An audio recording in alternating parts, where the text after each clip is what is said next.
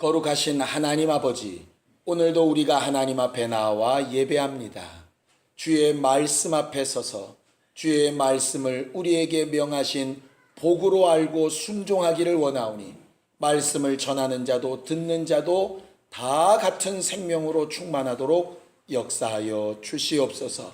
마음의 평강을 더하여 주시옵시고 육체의 강건함을 더하여 주시옵시며 심령의 자유를 더하여 주시옵시고 환경 가운데도 주께서 명하신 형통하고 신령한 것들로 채워지는 것을 기대하게 하여 주시옵소서.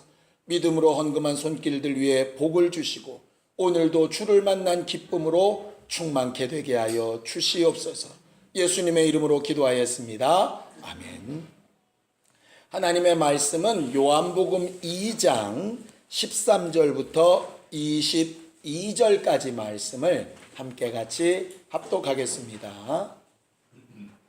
요한복음 2장 13절부터 22절까지 말씀을 함께 같이 합독하겠습니다.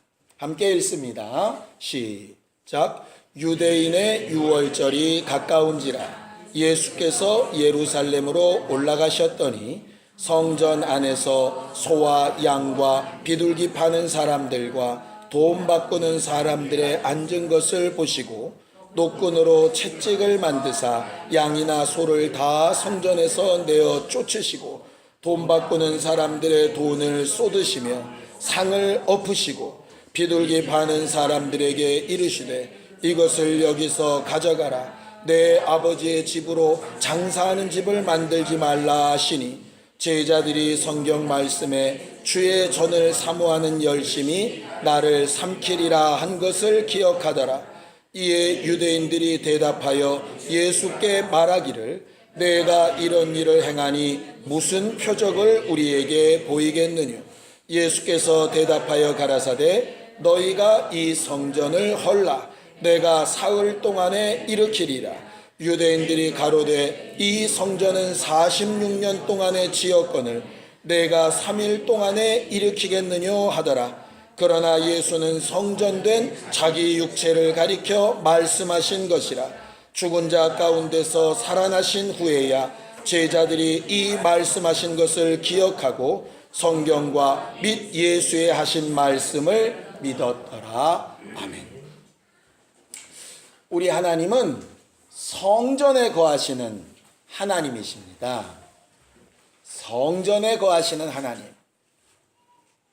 아마 성경을 조금 읽거나 아니면 설교를 여러 번 다른 곳에서 이렇게 들으셨던 분들은 제가 한 이 말에 고개를 좀 갸우뚱할지 모르겠습니다. 하나님이 성전에 계신다고? 분명히 솔로몬은 역대하에 자기 솔로몬 성전을 멋있게 지어놓고 나서 하나님 앞에 봉헌하는 기도를 드릴 때 하늘과 하늘들의 하늘이라도 주를 감당할 수 없사온데 어떻게 내가 지은 전에 하나님이 거하시겠습니까? 하나님은 이 성전에 거하실 수 있는 분이 아닙니다. 이렇게 분명히 고백하고 있는데 무슨 하나님이 성전에 거하신다고 이야기를 하느냐, 이렇게 또 말할 수 있을지 모르겠습니다. 그 정도의 의문이 든다면 여러분들은 꽤 성경에 대해서 알고 계신 분이고 여러분들은 말씀을 들을 때 적어도 분별력을 가지고 듣는 분들입니다. 그런 생각 없이 목사가 성전에 거하신다니까 거하시겠지 뭐 이렇게 끄덕였다면 그거는 그냥 뭐라고 말해도 듣기를 즐겨하는 순전한 마음이겠지요. 성경은 분명히 예수께서 비둘기처럼 순전한 부분도 필요하지만 뱀처럼 지혜로운 부분도 필요하다고 했기 때문에 성경 말씀의 아닌 부분은 아닌 부분으로 우리에게 걸려야 되고 그럼에도 불구하고 주의 말씀으로 받아들여야 되는 부분들은 또 받아들여야 되는 것이 있거든요.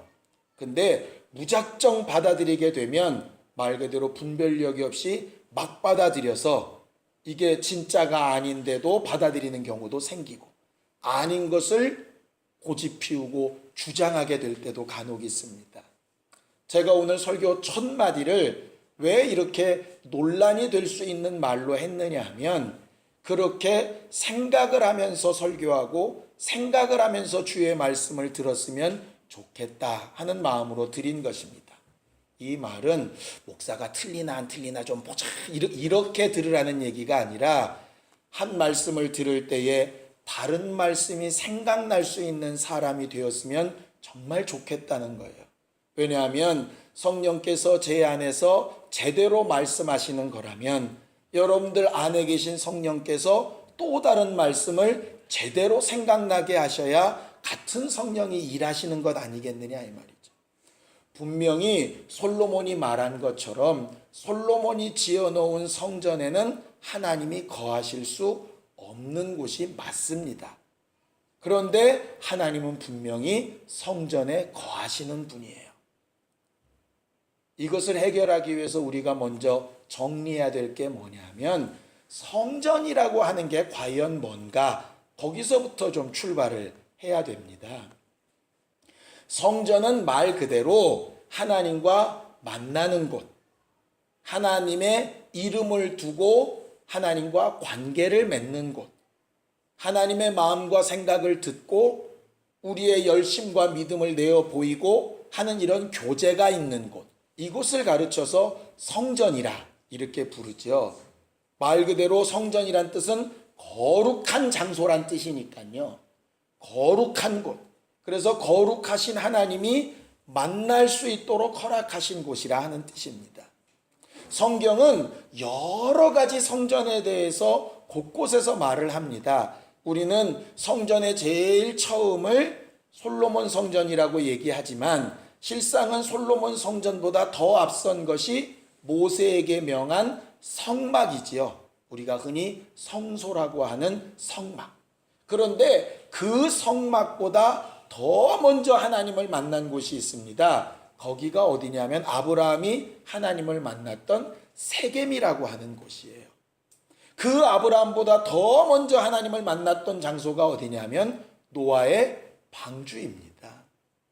그 노아의 방주보다 더 앞에 하나님과 만나고 교제했던 장소가 있는데 어딜까요? 애자로 시작합니다. 그렇죠. 에덴 동산이에요.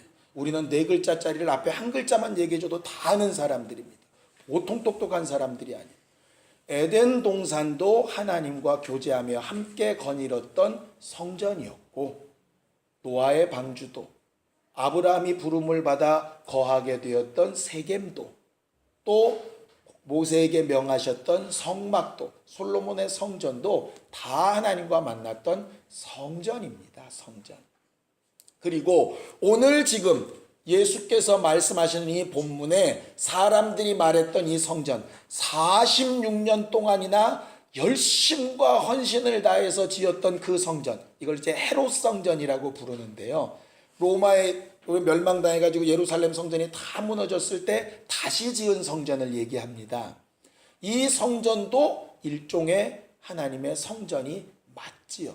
그런데 예수는 거기에 덧붙여서 이 성전을 헐어버려라. 진짜 성전이 있는데 그 성전은 누구냐? 나다. 이렇게 얘기하시는 거예요. 자, 요한복음 2장 21절을 함께 보겠습니다. 요한복음 2장 21절입니다. 함께 읽습니다. 시작. 그러나 예수는 성전된 자기 육체를 가리켜 말씀하신 것이라 이랬어요. 거기는 예수께서 자기 육체를 성전이라 이렇게 말씀하셨어요. 그래서 예수께서 너희는 내 안에 거하라. 나로 인하여 하나님을 만날 수 있다. 이렇게 말씀하셨는데 그 이유가 뭐냐면 내가 성전이다. 나를 통하지 않고는 거룩하신 하나님과 교제할 수 없다. 이렇게 얘기하신 거예요. 그리고 신약 더 교회 쪽으로 가보면 고린도 후서에 성경을 좀 보죠. 고린도 후서 6장 16절입니다. 고린도 후서 6장 16절입니다. 함께 읽겠습니다. 고린도 후서 6장 16절 시작. 하나님의 성전과 우상이 어찌 일치가 되리요? 우리는 살아계신 하나님의 성전이라. 이와 같이 하나님께서 가라사대 내가 저희 가운데 거하며 두루 행하여 나는 저희 하나님이 되고 저희는 나의 백성이 되리라 하셨느니라 그렇게 말씀하셔서 여기는 또 누구가 성전이라고 되어 있느냐면 우리 하나님을 알고 예수를 통하여 구원받은 교회 우리가 성전이라 이렇게 말씀하신다 이 말이죠.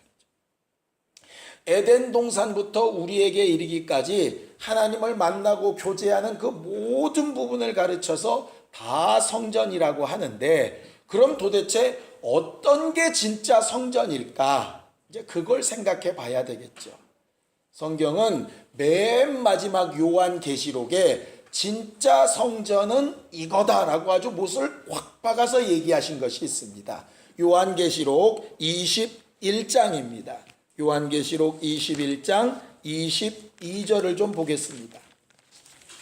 요한계시록 21장 22절입니다.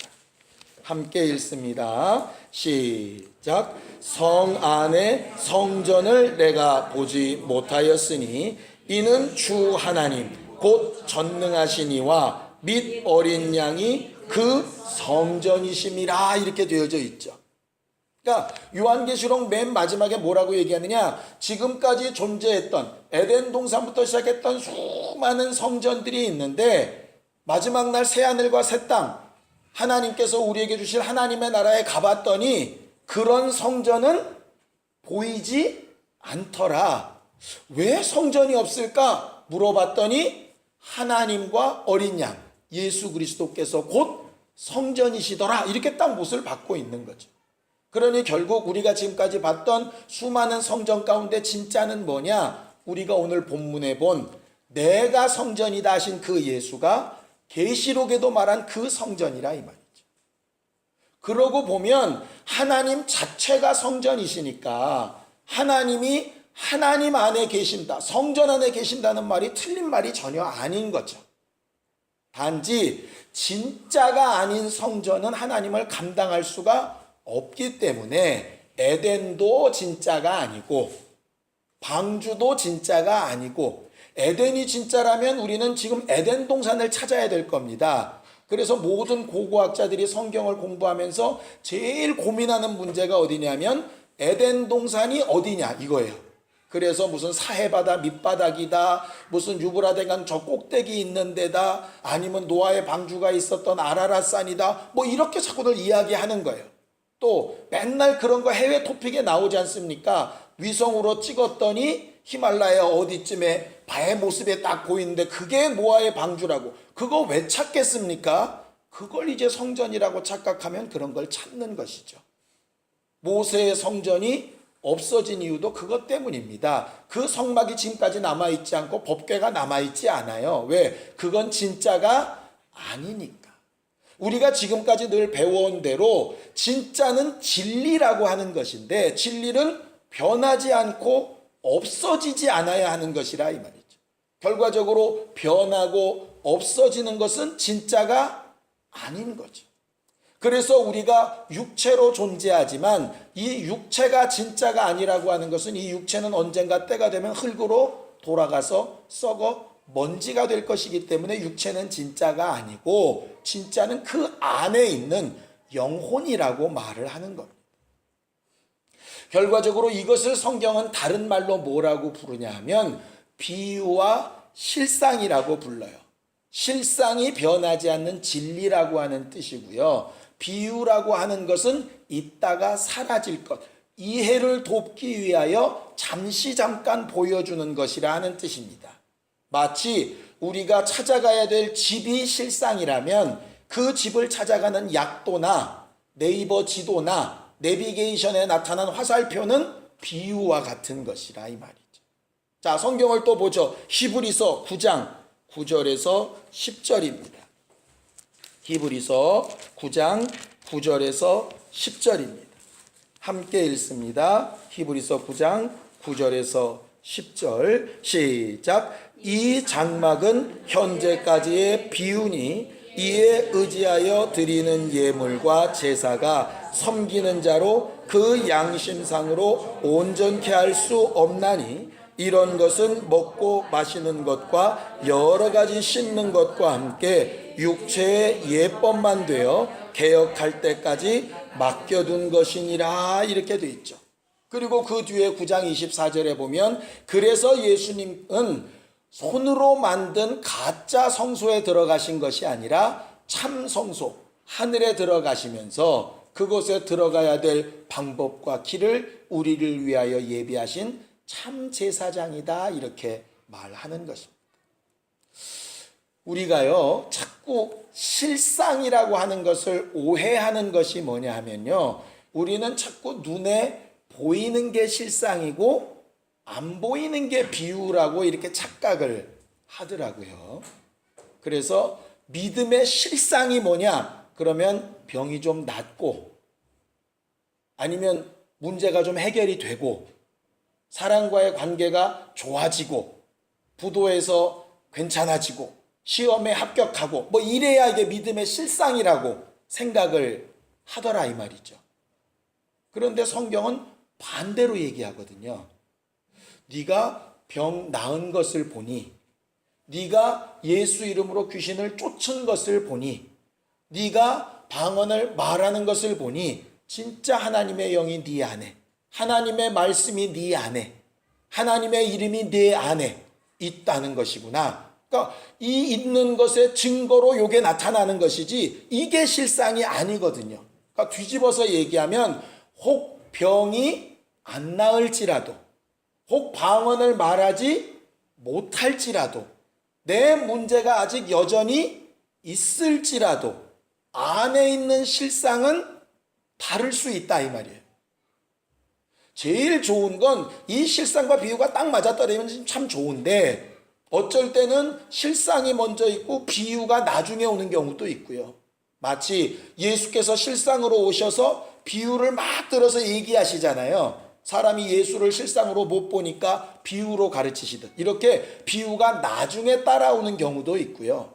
반대로 비유가 먼저 있고 구약의 비유가 먼저 있고 실상이신 예수가 나중에 오시듯 뭔가 일이 먼저 일어나고 실제로 우리가 그 실상을 받는 경우도 있고요.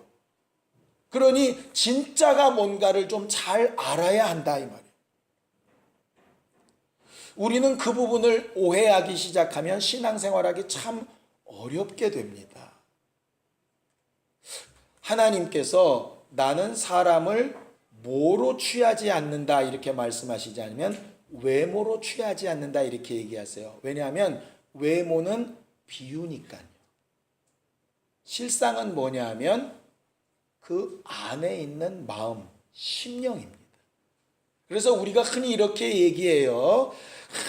죽어가는 사람에게 예수 내 구주 하세요. 예수님은 내 구주십니다 하세요. 막 얘기를 합니다. 왜냐하면 입으로 시인하여 구원 얻는다 그랬으니까 자꾸 시인을 시키는 거죠. 그런데 실상은 뭐냐면 마음으로 믿어 의에 이르고가 실상이에요. 마음으로 믿어 의에 이른 사람이 내가 정말 예수의 의로 구원받았구나 이렇게 고백하는 걸 얘기하는 거지, 이 실상은 없이 입으로 얘기한다고 그게 구원이라는 얘기는 아니거든요. 정말 내가 헌신이나 봉사나 직분이나 정말 환경과 형편이 전혀 안 되는데 내 마음은 주를 사랑해서 너무 하고 싶은 열정이 있어요. 이것을 좀 하고 싶은 마음과 그것을 막 이루고 싶은 기도와 간구가 살아있어요. 근데 상황이나 형편이 안 돼서 그렇게 못하고 있어요. 하나님께서 그것을 뭐라고 보실까? 그 안에가 실상이라면 내가 네 마음 안다 이렇게 얘기하시는 거예요. 마치 베드로가 예수를 3번이나 부인하죠. 근데 예수께서 사랑하냐고 물으실 때 그가 진심을 다해서 고백하지 않습니까? 겉껍데기는 내가 못했지만 정말 나는 주님을 사랑합니다. 그거 주님께서 아십니다. 이렇게 얘기한다 이 말이에요. 그가 부인했던 것이 잘못 안 했다는 거 아닙니다. 잘못했습니다. 예수를 부인하고 저주했으니 당연히 잘못한 것이죠. 그런데 그 마음, 그 실상만큼은 하나님 앞에 계속 정직한 고백을 하고 있다는 거예요. 제일 좋은 건 정직한 고백도 하고 순교당할 만큼 부인도 안 하면 제일 좋겠죠. 그런데 만약에 상황이나 환경이나 형편은 너무 못 따를지라도 진짜 실상인 여기만큼은 하나님 앞에 가 있어야 된다 이 말이에요. 그런데 많은 사람들이 겉으로는 뭔가 하는 것 같은데 여기가 없으니까 야단을 맞게 되는 겁니다. 애시당초 여기도 안 되고 껍데기도 안 되는 사람은요, 애시당초 모르는 사람이니까 긍휼히 여겨야 될 사람이에요. 불쌍히 여기고 복음을 전해야 될 사람입니다.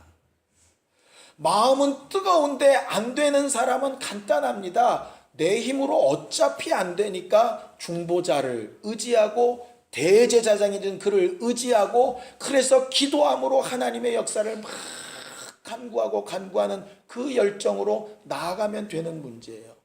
제일 문제는 여기는 없으면서 겉껍데기만 되는 사람이에요. 이런 사람은 뭘 하기가 쉽지 않으냐면 회개하기가 쉽지 않은 거죠. 왜냐하면 여기는 안 되면서 겉은 하고 있기 때문에 뭔가 하고 있다고 착각하는 거예요. 차라리 아무것도 안 되면 내가 죄인이구나 이렇게 생각할 수 있는데 뭔가를 하고 있다고 생각하면 정말 무서운 겁니다. 바리새인들이 그렇게 예수의 책망을 받았던 이유가 또 오늘 그렇게 사랑 많으신 예수께서 여러분들 이런 예수의 분노하시는 모습을 보신 적 있습니까? 가늠하다 잡힌 여자한테도 나 너 정죄 안 한다 이렇게 얘기하세요. 예수를 막 죽이라고 막 데모하는 사람 앞에도 뭐라고 말씀 안 하셨던 분이에요. 그를 십자가에 못 박고 창으로 찌르고 침 뱉고 옷을 찢고 제비 뽑고 막 따귀를 때리면서 조롱하고 이러는 사람한테도 한마디도 뭐라고 저주하지 않으신 분이 바로 예수님이에요. 예수가 다가오는 것을 돌들어 던지고 막 떠나가라고 그럴 때 제자들은 흥분해서 불내려서 싹 멸망시켜버릴까요? 이럴 때 절대로 그러면 안 된다고 막 그렇게 흥분하셨던 분이 예수님이세요. 그런데 유일하게 화 있을진저 외식하는 서기관들과 바리새인들이 하실 때 하고 지금 성전을 거룩하게 하실 때 하고 요 두 번만큼은 거의 이렇게 폭력에 가까운 일을 쓰신다 이 말이죠. 노끈으로 채찍을 만들어서 막 휘젓고 양과 염소들을 다 쫓아냅니다. 생각해 보세요. 아닌 밤중에 홍두깨라고 정말 예배하는 사람들의 편의를 위해서 나쁜 짓인가요 그게? 멀리서부터 양 염소 끌고 와야 되는데 그러다가 상처 입고 어려우면 하나님 앞에 제물이 못 되니까 지극정성으로 양하고 염소를 잘 길러가지고 정말 사람들이 편할 수 있도록 딱 바꿔주는, 예전 같으면은 금융기관에 있어가지고서는 헌금 바꿔주세요. 그럼 헌돈 주니까 1,000원짜리 빳빳한 종이로 막 바꿔주듯이 그렇게 하는데 뭐가 그렇게 잘못돼서. 그런데 갑자기 그걸 막 쫓아내시면 양이 일로 뛰고 염소는 절로 뛰고 그러니 그 양 잡고 소 잡고 난리가 나지 않겠습니까? 돈 바꾸는데 막 다 들이엎으면 그 동전 굴러가서 없어지면 누구 손해인데요. 그래도 한 가지 그래도 양심은 있으셨는지 비둘기 파는 것은 집어 던지시지 않고서는 들고 나가라고 그러셨어요. 왜냐하면 집어 던지시면 비둘기는 날아가면 못 잡을까 봐 그러셨는지 어쨌든 막 그렇게 흥분을 하신다 이 말이에요. 왜 그러셨을까 봤더니 너무 간단한 거예요. 재물도 있고 성전세라고 하는 헌금도 있고 그들을 돕는 제사장도 있어요. 제사 드리러 온 사람도 있고 그들의 편의시설도 다 돼 있고 성전도 46년 동안 지어서 누가복음에 보면 어떤 사람들이 예수 앞에 와서 이렇게 됩니다. 예수님 이거 보십시오. 이 아름다운 돌들 미석이라고 돼 있어요. 대리석들 아주 휘황찬란한 대리석으로 얼마나 멋지게 졌고 여기에 들어간 사람들이 봉헌한 헌신이 얼마나 대단합니까? 막 이렇게 얘기할 만큼 자부할 만큼 대단한 건물이었다 이 말이에요. 그런데 다 있는데 뭐가 없냐 하면 하나님이 안 계세요. 모든 게 다 있는데 하나님이 안 계셔. 그러니까 예수님 보시기에는 그건 있을 필요가 없는 거죠. 전혀 있을 필요가 없는 거죠. 그래서 예수께서 다 둘러 엎으시고 헐라고 얘기하시는 거예요. 왜냐하면 성전은 하나님이 계셔야 되는데, 비록 그게 숲속 같은 에덴 동산이든 3층짜리 노아의 방주든 아니면 천막같이 훌근한 그런 성막이든 솔로몬 성전이든 뭐 모양이야 여러 가지로 다를 수 있겠지요. 예? 아주 명품 옷으로 막 도배를 한 사람이든 아니면 그냥 반팔에 반바지 그냥 그렇게 입고 온 사람이든 간에 다 성전이고 교회이듯이 겉모양은 다 다를 수 있다 이 말이에요. 마치 돈 많은 사람은 소로 드리고 없는 사람은 밀가루로 드리고 하듯이 모양은 다 다를 수 있다 이 말이에요. 근데 중요한 건 뭐냐면 진짜 실상 예배를 받으시고 말씀을 하시고 또 함께 거하시고 교제하시고 이렇게 할 수 있는 실상이신 그분이 계셔야 그게 성전인데 그분이 안 계신 성전이라. 예배에 찬양도 있고 헌금도 있고 봉사도 있고 설교도 있고 다 있는데 이 자리에 예수가 안 계시다고 하면 똑같은 상황 되어버린다 이 말이죠. 쉽게 여러분들이 확 다가오게 이렇게 말씀을 드려볼까요? 남자 집사님들이 나가서 죽으라고 한 달 동안 일했는데 월급이 안 들어와. 딱 느낌이 확 오시죠? 죽으라고 공부했는데 수능날 못 들어갔어 시험장에. 결국 그거예요. 이거 어디서 많이 듣던 얘기 아닙니까? 농사 죽으라고 지었는데 라면 먹고, 집 지어놨는데 못 들어가고, 약혼했는데 결혼 못하고. 그거 뭐죠? 두 마디로 저자로 시작하는데 저주. 결과적으로 신앙생활도 아무리 멋지고 아무리 대단하게 하고 있어도 누가 안 계시면, 예수가 그 자리에 안 계시면 그건 저주인 거예요. 예수께서 말씀하시죠. 너희들이 못 본다 하고 안 계시다 하고 예배에 성공하지 못했다 하고 뭔가 문제가 있다고 한다면 다행이다. 왜? 찾을 테니까. 그런데 본다고 하고 예배했다고 하고 뭔가 잘하고 있다고 하고 누가 우리만큼의 만약에 이렇게 하고 있다면 너희 문제가 심각할 수 있다. 결국 예수께서 자기가 성전인 것을 얘기하면서 너희는 지금 나와 함께하고 있는 사람이냐? 다시 말해서 내가 너희 안에 거하고 너희가 내 안에 거하고 있는 진짜 성전에서 예배하고 있는 사람이냐? 아니면 교회당이라고 부르는 건물 안에만 들어와 있는 사람이냐를 묻고 싶으신 거예요. 우리는 그런 말 굉장히 많이 합니다. 이렇게 와 앉아있는 이 건물은 교회가 아니다. 여러분들이 교회라고 이야기합니다. 맞습니다.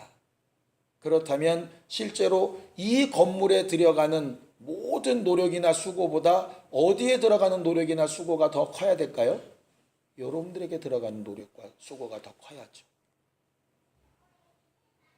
물론 이 예배당도 닦고 막 깨끗하게 하고 막 고치고 더 편하게 하고 이렇게 돼야 되겠지만 더 중요한 건 여러분들을 영혼을 더 깨끗하게 하고 더 고쳐내고 더 분명하게 하고 더 온전하게 만들고 누가 봐도 교회라고 딱 알 수 있게끔 그렇게 만들어가는 게 좋지 않겠습니까?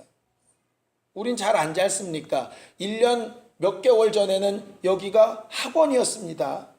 교회 아니었어요. 학원 칸막이가 다 나눠져 있고 칠판이 다 붙어 있었는데 들어와서 교회 되게 해야 되겠다 생각할 때 칠판 띄고 벽 부시고 위에 색칠 다시 하고 도배하고 그런 수고했지 않습니까? 왜? 교회가 교회답게 만들려고.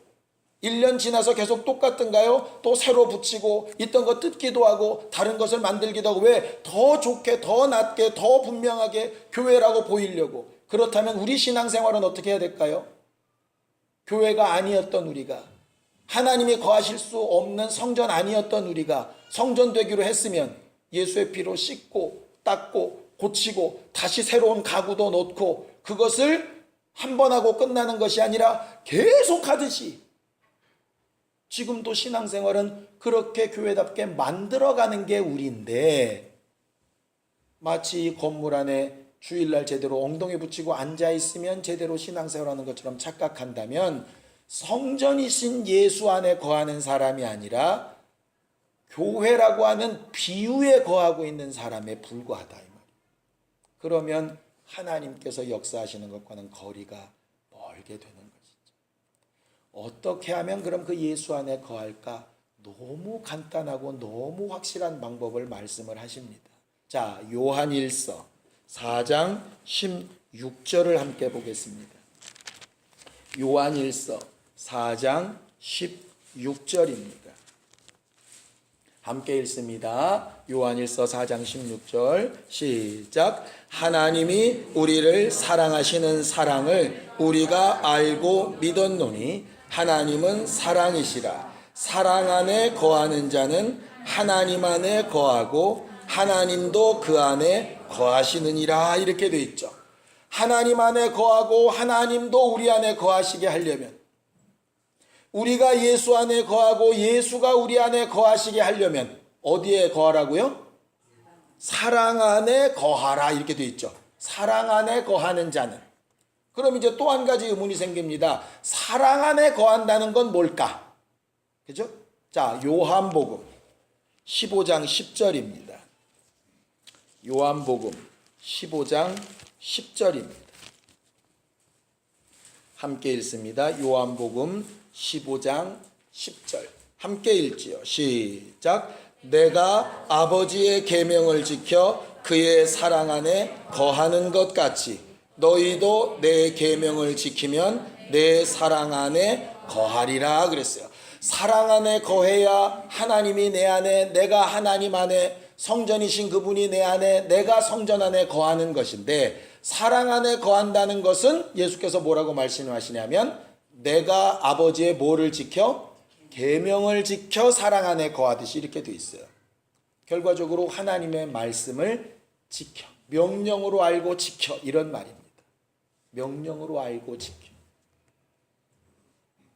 구약의 율법은 그 명령을 안 지키면 죽을까봐 두려움으로 했다면, 우리는 그 명령을 지키는 만큼 하나님과 더 가까이, 하나님 앞에 더 가까이, 하나님의 성전된 모습으로 더 가까이 가고 있는 것을 알고 끊임없이 그 말씀이 내 안에 이루어지도록 해야 하는 사람들이 우리라 이 말이에요. 그래서 사도 바울도 이미 내가 순종하고 행한 일들을 자랑하지 않고 앞으로 계속 해나갈 일을 본다. 왜냐하면 내가 계속 성전이 되어져 가야 되기 때문에 그렇다. 우리가 날마다 회개하는 이유도 성전이 되어져 가기 위함이고 성전이신 예수 안에 거하기 위함입니다. 우리가 주일날만 예배하고 끝나는 인생이 아니라 일주일 동안 사는 동안에 삶이 예배가 될 수 있도록 하려고 하는 이유도 그것 때문입니다. 주일 예배만 하고 끝난다면 이것도 또 일종의 비유이자 형식이에요. 진짜는 이렇게 예배한 사람이 나가서 사는 삶이 성전이어야 되는데, 여기는 성전 같으나 나가니 똑같은 세상 사람 같으면 무슨 소용이 있겠느냐. 또 비유 아닌 비유를 들을까요? 주일날은 여기서 예배하는데 평일날은 여기다가 미러볼 돌리면서 카바레로 쓴다고 생각을 해보세요. 치맥을 서로 나누는 호프집으로 쓴다고 생각을 해보자고. 그래도 주일날 교회인 건 맞지 않냐? 맞을 수는 있을 것 같아요. 근데 보는 사람들이 지혜롭고 똑똑하다 그렇게 생각할까요? 맞아, 건물은 저렇게 써야 돼 이렇게 생각할까요? 교회가 교회답게 구별되지 못하면 그렇게 하면서도 마치 대단한 무슨 능력이 있는 것처럼 착각하며 산다 하는 것이죠. 물론 우리는 일생의 삶을 하나님이 거룩하게 구별하신 하늘 성소처럼 살 수 없습니다. 그렇게 살 수 있다면 굳이 그 하늘을 예비하실 필요가 없겠지요. 단지 그 하늘에 가야 될 그 소망을 가지고 이 땅에서 조금씩 계속 리모델링 해나가는 삶을 사는 게 우리의 신앙 생활일 거예요. 그래서 교만할 것도 없고 자랑할 것도 없고 성전이신 예수와 연결되어져 가는 거하는 교회가 되어가기를 사모하는 우리 모두가 계속 노력해야 될 것입니다. 그 일을 위해서 오신 분이 바로 성령이세요. 성령께서 우리를 늘 겸손케 하시고 성전답지 못한 부분을 바꾸고 고쳐주실 수 있도록 그의 말씀을 듣고 순종하는 일에 힘쓰는 우리 모두가 되기를 바라고, 그런 삶이 나아가 보여질 때마다 교회네 이런 말을 들을 수 있는 우리 모두가 되기를 예수님의 이름으로 축원합니다. 시간 예수의 한번 부르고 간절히 같이 기도할 때 우리의 예배를 받으시고 하나님 앞에 나아갈 수 있는 길이 되시고 하나님의 영광을 맛볼 수 있고 주의 은혜를 체험할 수 있고 우리의 사랑과 고백을 내어드릴 수 있는 유일한 통로 되신 성전이신 예수 안에 거하는 우리 모두가 되게 하여 주시옵소서. 예수의 한번 부르고 간절히 같이 기도하겠습니다. 하나님 아버지, 우리를 도우셔서 우리는 하나님과 전혀 함께할 수 없고 하나님을 모실 수도 없는 더럽고 추하며 죄악 가운데 있고 실수가 많은 존재들이지만 오직 하나님께서 보내신 예수로 말미암아 거룩하게 씻어 의롭게 되게 하시고 하나님의 영이 거하실 만한 성전이 될 수 있게 하여 주셨사오니 이 분명한 사실을 잊지 아니하고 겸손한 사람들이 되게 하여 주시옵시고, 모든 천막이 있지만 그 가운데 성막을 구별하여 특별한 기능으로 채우시고 일하게 하시며 순종케 하시고 메꿔 가셨듯이 우리들도 우리의 육체 가운데 언행심사 가운데 하나님의 계명으로 만들어지고 고쳐지고 더 나아져가는 신령한 성전들이 되어가도록 도와주시옵소서. 참 성전이신 예수를 알게 하여 주셨사오니 그 성전 안에 거하고 그 성전이 우리 안에 거하는 것을 위하여 주의 계명을 듣고 이해하고 결단하고 순종하기를 힘쓰고 연약한 부분을 회개하고 부족한 부분을 기도하여 도움을 요청하는 아름다운 성전으로 발전하고 변화되어 가도록 우리를 도우시고 역사하여 주시옵소서. 이렇게 성전 되기를 원하는 주 예수의 사람들이 모인 교회가 주 예수 이름의 영광과 하나님의 하시는 일을 밝히 드러낼 수 있는 신령한 교회가 되게 하여 주시옵시고, 다른 이들을 살리고 위로하며 온전케 하는 거룩한 주의 역사를 감당하는 교회가 되어져 가도록 역사하여 주시옵소서. 예수님의 이름으로 기도하였습니다. 아멘. 이제는 우리 주 예수 그리스도의 은혜와 하나님 아버지의 극진하신 사랑과 성령님의 감동하시고 역사하심에 교통하시는 분명한 증거가 성전된 예수 안에 거하며 예수와 함께하는 삶을 만들어가기를 결심하는 모든 주 예수의 사람들 위해 이제로부터 영원까지 함께 있을지어다. 아멘.